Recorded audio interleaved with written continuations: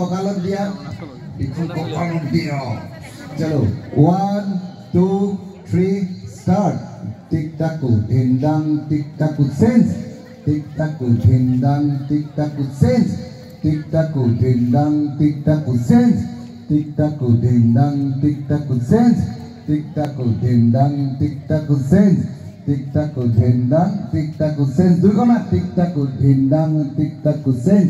টিক টাকু ধিনদাং টিক টাকু change টিক টাকু ধিনদাং টিক টাকু stop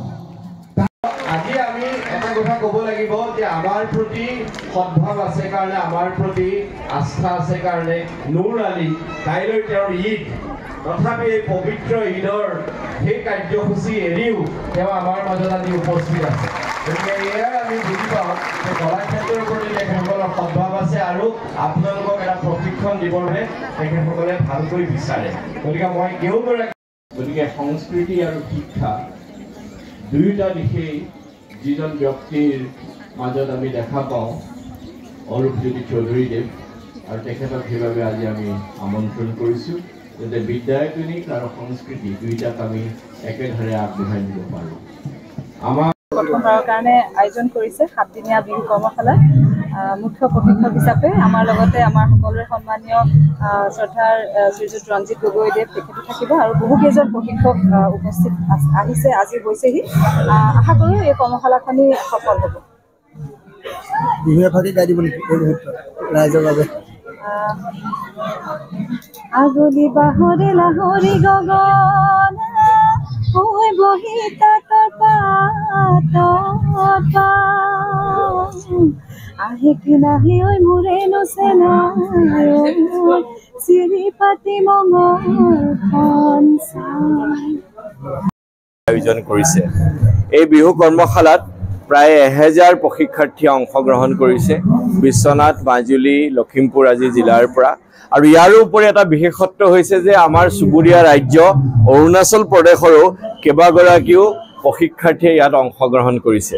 গতিকে আমি ভাবিছোঁ কেইবাটাও শাখাত অনুষ্ঠিত হ'বলগীয়া